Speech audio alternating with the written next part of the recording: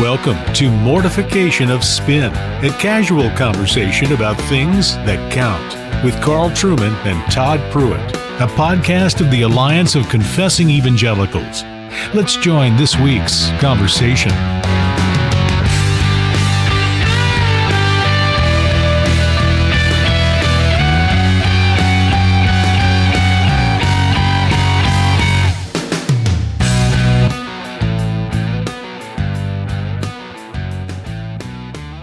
Welcome to Mortification of Spin. My name's Carl Trueman. I'm professor at Grove City College and fellow at the Ethics and Public Policy Center. And I'm here with my long-standing friend and co-host, the Reverend Todd Pruitt, pastor of Covenant Presbyterian Church in Harrisonburg in the beautiful Shenandoah Valley in Virginia. Good to see you, Todd. Good to see you, Carl. You know, I was thinking just now as you were introducing yourself, I'm not a fellow anywhere. I have no fellow. No fellowship, no fellow. How do you get one of those? And what would be a good one for me? You have to be somebody of merit for a start. Oh, well, yeah. And you have to work hard and that kind of stuff. So two strikes for me right there. Two strikes against you, two strikes against you. But you are on the, in the trenches of the megachurch world. I mean, what is it like as a megachurch? So true. Well, it's very difficult, Carl. Not everybody can do it. I mean, there's got to be a fellowship for that, right? I mean, for highly average people like myself, there's got to be some sort of a fellows program. I would think so. I could occupy a chair somewhere, perhaps. You could make yourself. I always been fascinated by the title theologian in residence. Ooh, that I like. The kind of job are we just paying people around to hang around and think theological thoughts? Maybe you should aspire to that. That I like, and I've heard that there are some decent, kind of online PhD mills that I might be able to get something rather quickly at very little, with very low expectations. Hey, $500 and I'll give you a PhD, man. Nice. Just, send me the cash. So. Nice. Okay, I like it. As long as it comes with a great looking certificate that I can frame and all that kind of stuff, I'd be excited, Carl. Well, we'll see what we can do. And talking of fellows, we actually have a fellow, a real live, honest to goodness fellow with us. He self-identifies as the teaching fellow of the Davenant Institute. His name is Joseph Minich, and he is not only the founding editor of the magazine Ad Fontes, which we have mentioned on this program numerous times before, and I do encourage our readers to go to the Davenant Institute website, track down Ad Fontes, get yourself on the mailing list, because it's a magazine that publishes very thoughtful articles on very pressing social and cultural issues from a Protestant perspective. But Joseph is also the author of what I think is a quite brilliant new book, Bulwarks of Unbelief, Atheism and Divine Absence in a Secular Age. And it's that book that we want to talk with Joseph about today. So welcome to the program, Joseph. Great to have you with us. Thanks so much for having me, guys. I'm really happy to be here. Oh, we've been looking forward to this. Now, for those who are not familiar with books of more than, say, 100 pages, like my co-host Todd here, they may not have picked up the clear reference in the title of this work to Charles Taylor. In Charles Taylor, in his book A Secular Age, early on in that book, he has a chapter, The Bulwarks of Belief. Mm-hmm. And for those unfamiliar with Taylor, it's a massive tome where Charles Taylor really attempts to complicate, in a very good way, I think, the story of how the West has come to find belief in God so difficult. Now, clearly, the title of your work picks up on Taylor. How would you describe the relationship between the narrative that you tell and the narrative that Charles Taylor tells in his work? An easy question to begin with. Yeah. So, the way Taylor frames the question, which very deeply has shaped my intellectual project, is, of course, like, what is it like to believe in 1500 versus what it's like to believe in 2000 is a different backdrop. And so in 2000, you're believing against the backdrop of feeling somehow in your bones, as it were, that there's other options out there because you're in such intimate contact with other options. And that changes, in a sense, the character of belief. Whereas in 1500 AD, while you might have had heretics, you might have had people denying, some item of the creed or something like that. What Taylor observes is it doesn't appear that anybody was walking around, or at least there was, you could maybe count the exceptions on a few fingers.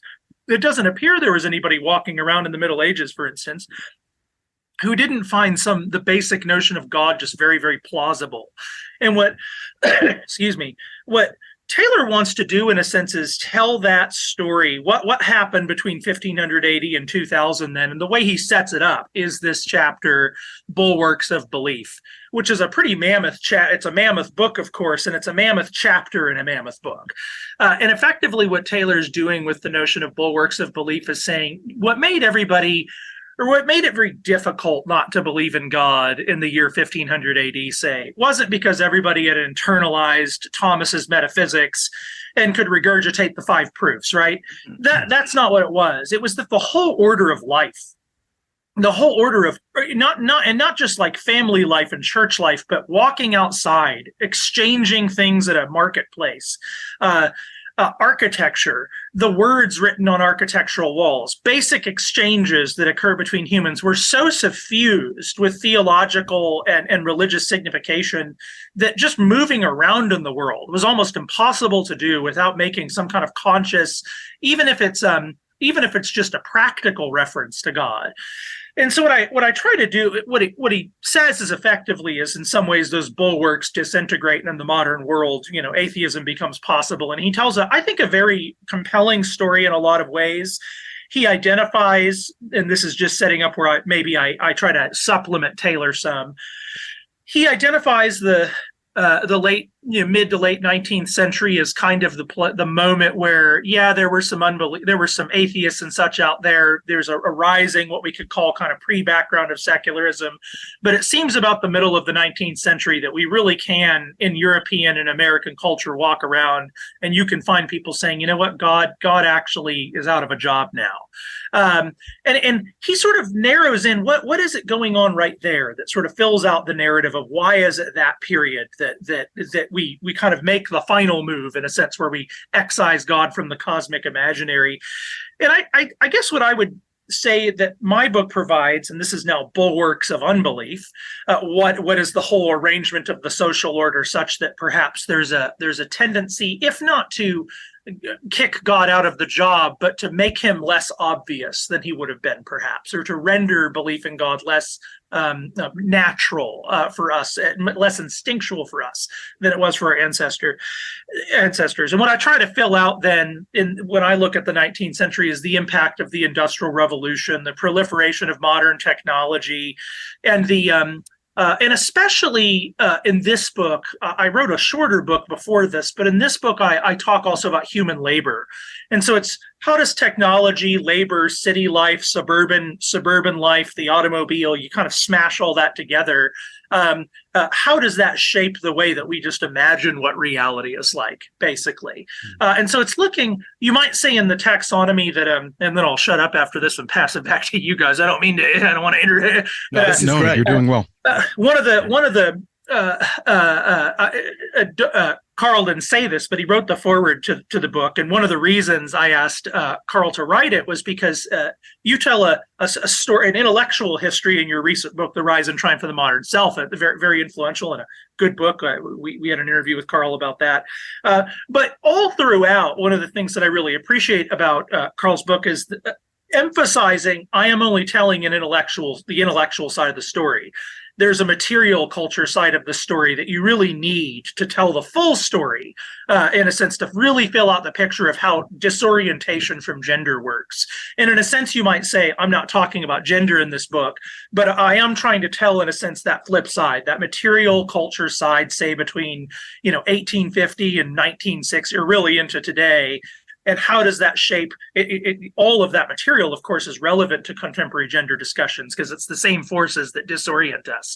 And yet what I'm doing is applying it to the secularism question. How do all those forces combine to kind of make God seem a little less obvious to us? That's effectively that was a lot of words, but that's effectively, the difference, I think. you're a disciple of Charles Taylor, clearly. I mean, he's a lot of words, man, as we Yes. My writing style, words, for good better words, or for worse, does come from Charles Taylor.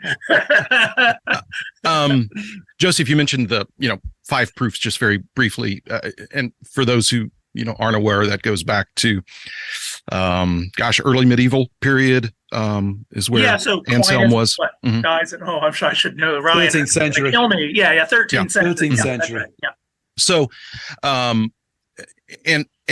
at the time, of course, the project behind the 5 proofs wasn't to try to convince atheists to believe, because atheists were still a very rare anomaly, maybe a village atheist every once in a while here and there. But and some have criticized the 5 proofs, though I find them to be helpful accompaniments. But do you find that just in terms of intellectual progress over the ages, people seem to be rather comfortable combining various things? So, for instance, if as a person in the modern era, and I don't think I'm too unusual in this, I don't have much difficulty combining certain categories from the early medieval period with, what we know today in the modern era. And there's plenty of hefty intellectuals out there who certainly have no problem doing that.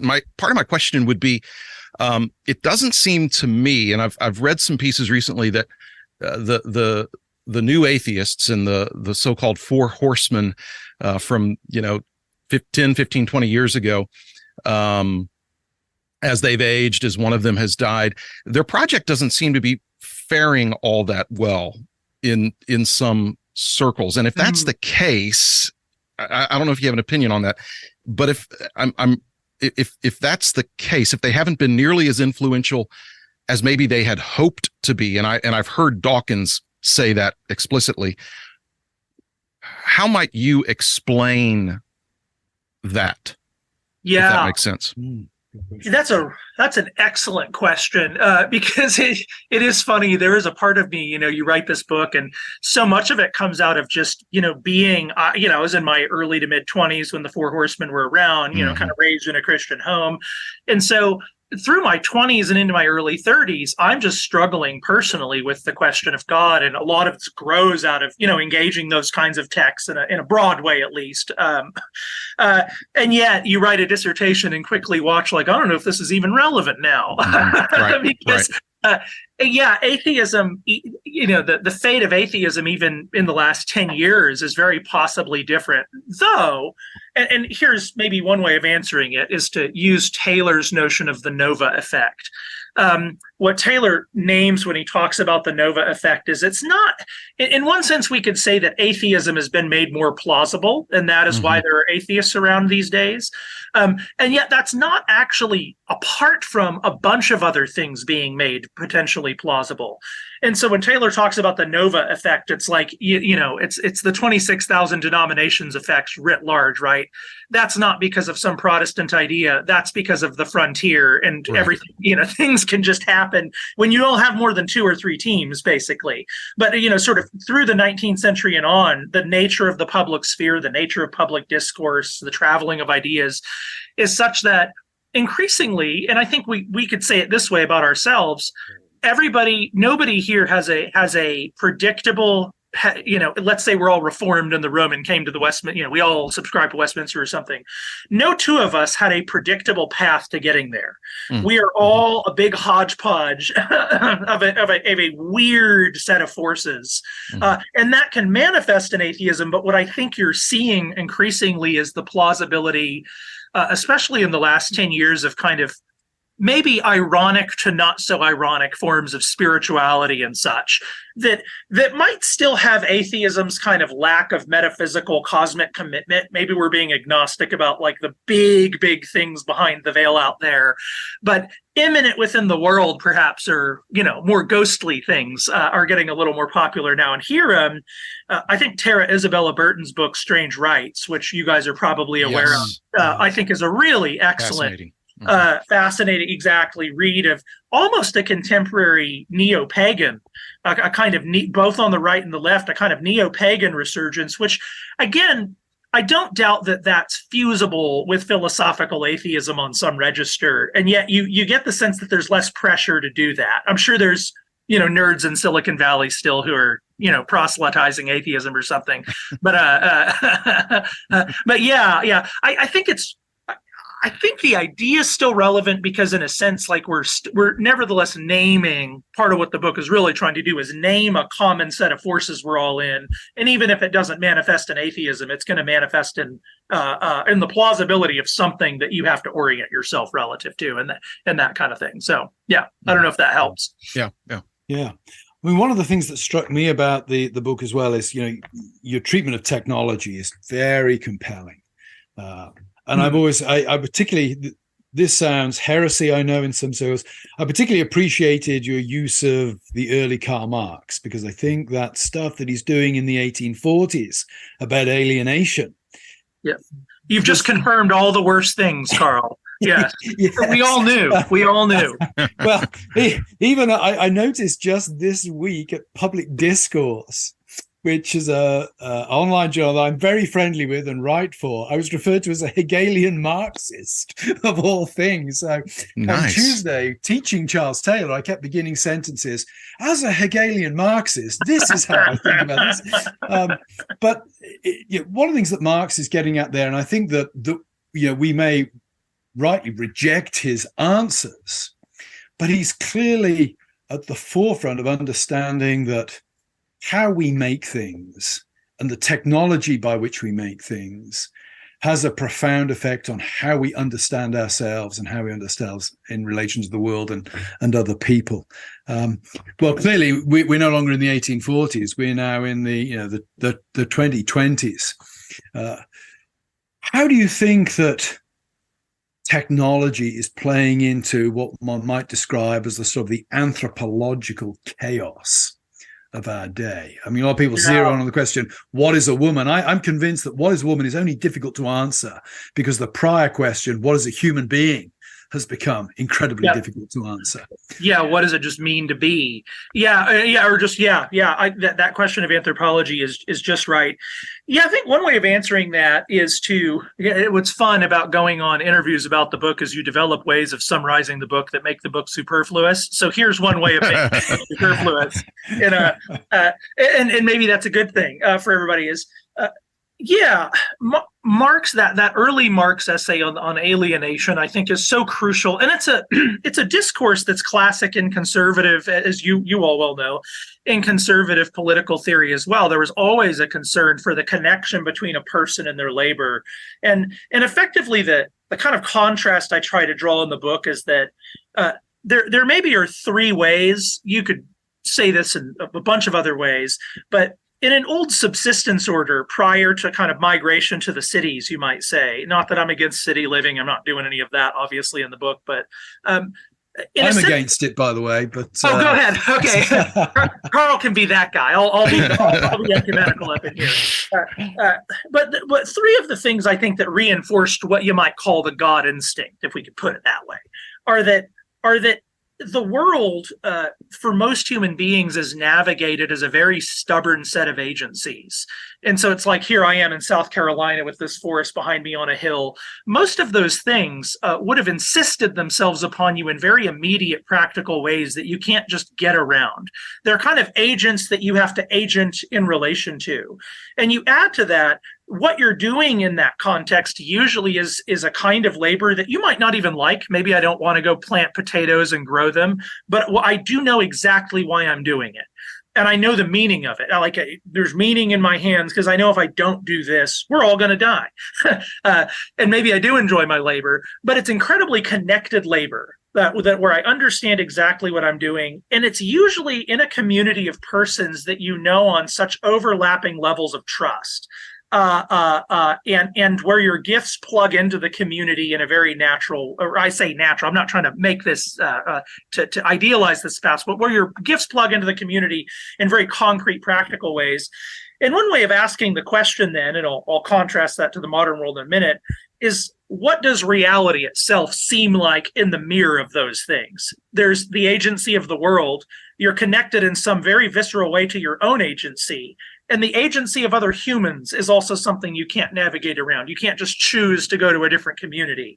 In the mirror of all those agencies interacting with each other, the kind of the reflection of a kind of capital A agent bottoming out the whole thing is pretty natural. Even if the mind first stops at paganism or pantheism or something, the idea that somehow we're moving toward agency, personhood is I think a natural instinct. In the modern world, all three of those things shift. The agency, with the vast proliferation of modern technology, the agency and the kind of voice of the world in its own nature, speaking for itself, is kind of silenced in a way. You can go see it by will, but it's not something you actually have to engage. So I just moved to South Carolina, and for the first time in my life, the canopy of light that covered the sky of stars is gone. And I am a human being who does not really have a relationship with the stars, which is crazy. I mean, that's insane on historical, but that's the normal human experience today. But then you add to that the labor component of it. My connection to my labor in a context where you're moving into the city and now you have to work for wages to get this mysterious thing called money, which takes on an extremely prominent role. The mediation of all things through this peculiar entity called money is a very odd thing historically, and it's hard for us to wrap our minds around that.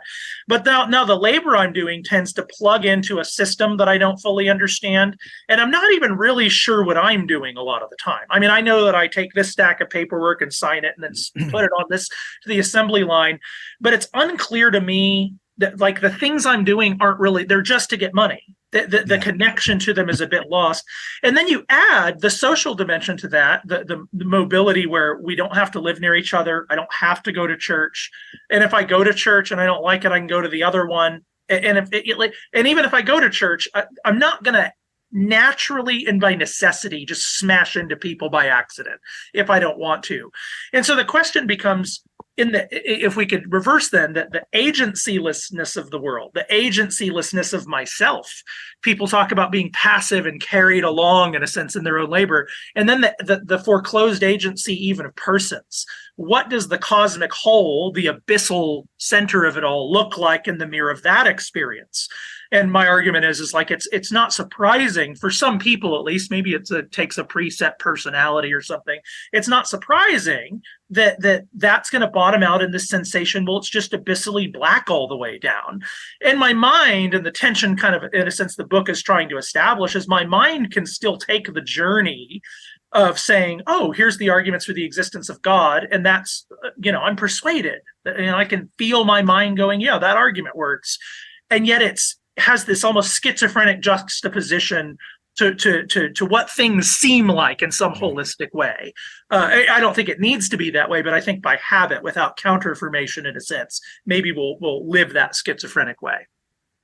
And I think what you're describing surfaces all kinds of felt needs among people.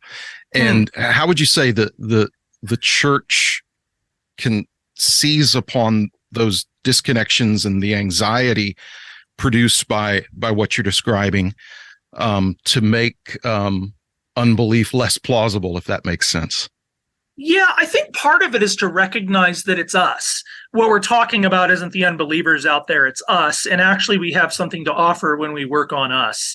And so, what I tell all my students is it's easy for you to think, or us to think, that all those trans people out there are so disoriented and we're the oriented ones. But the fact that there's a whole cottage industry of 50 books a year on how to be a biblical man for Jesus suggests to me that we are likewise disoriented.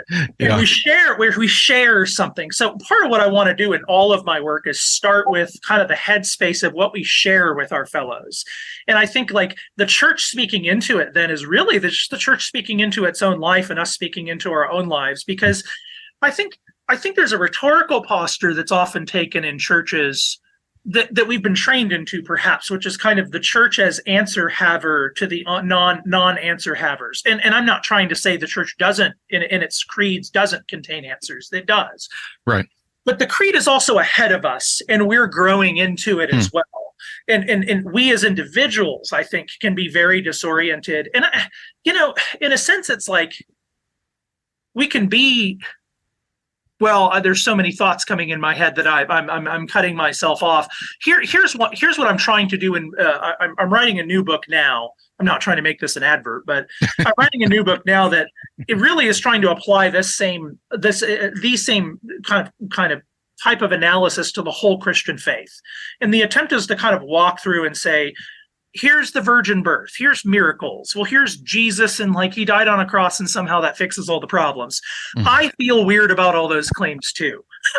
I know the arguments, I've read systematic theology and do all that, but there's a piece of me that finds it a foreign world to talk about you died on a cross and somehow that fixes things. And just being, I think Christians can be very afraid of that space in themselves. And actually, one thing I think that helps us is just to say God can handle that space in yourself. You don't have to go evangelical or anything like that. You can get in the headspace of just saying, okay, I know some of the answers, but it's not that, it's not so solid in me that it's not a little weird. And I think treating that as an opportunity to be honest before God and to say, hey, help me help me hold on firmer, and actually to do that calmly as though God loves you and understands that things are weird right now and he's for us. And I think that's a lot. What I'm doing, I'm going to throw this out there because now I really am advertising. Sorry about that. But what I try, actually, it's really because I want Carl Trueman and I are talking. And so I can't not tell you the handy dandy definition of modernity that I'm developing that I hope will help churches, which is, the simultaneous global renegotiation of all human custom. So Taylor talks about how kind of secularism is this renegotiation of just the question of God. And I think if you added, actually modernity it's global, it's happening everywhere. And it's really the whole set of human customs, theological customs, gender norm customs, political customs. It's all up for grabs, and it's all happening fast, and it's all happening at the same time. And I think that's where we exist as churches. And I think if churches could just recognize, hey, that's what we're in. That's what we're in. Then we're just in the right headspace to even think about what apologetics is in that context. And I think somebody like Lewis is still our light. Because I think he fundamentally understood that's what the modern world is. And the reason he is read and so many other people aren't still is because he understood what headspace he was talking into, because it was his own. Yeah, that's good. It's a great reminder for us not to strip Christianity of its weirdness. And I think anybody who's whether you're developing theology lectures or preparing sermons every week, I know in sermon prep there are times, and it's necessary, where I feel the distance between where I am and how I think with what the gospel is.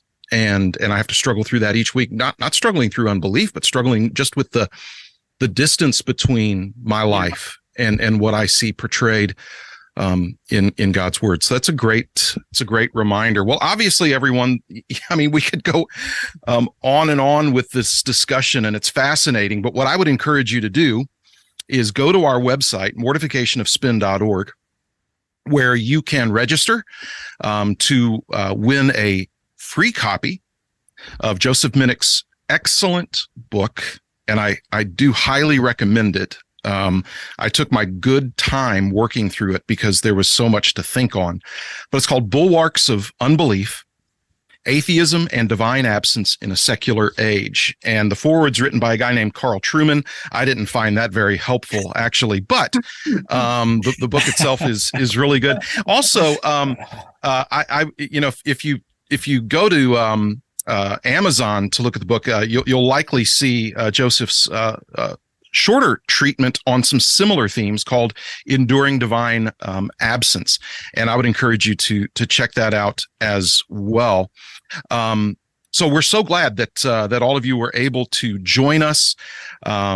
Hope that this discussion challenged you and whetted your appetite in some good ways. If you're able and you want to make a contribution to the Alliance of Confessing Evangelicals so that they can continue to provide good, thoughtful content like this, we would encourage you to do that. Thank you all so much for joining us. Thank you to Joseph Minich for making good work and writing books that are actually really well worth reading. And we'll look forward to the next one, and look forward to being with you all next time. Oh, then I saw her face. Now I'm a believer, not a trace. Thanks for listening to Mortification of Spin, a podcast of the Alliance of Confessing Evangelicals. For more on topics like this, visit mortificationofspin.org, where you can find other articles by Carl and Todd, browse the archive of past episodes, and make a donation. We'll talk to you next time on Mortification of Spin.